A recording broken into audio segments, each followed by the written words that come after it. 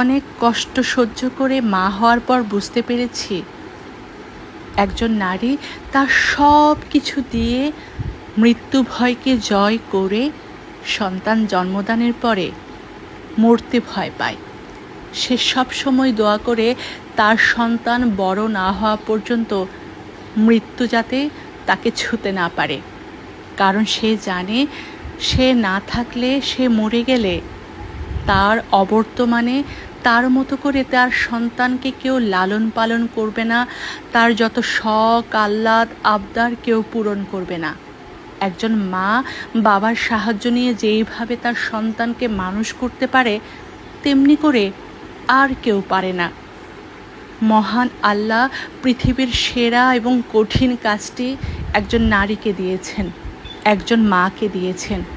পৃথিবীর সকল মায়ের জন্য ভালোবাসা, অতল শ্রদ্ধা, যারা প্রতিদিন নিজেকে তিলে তিলে ত্যাগ করে সন্তানকে গড়ছেন স্বার্থহীন হয়ে।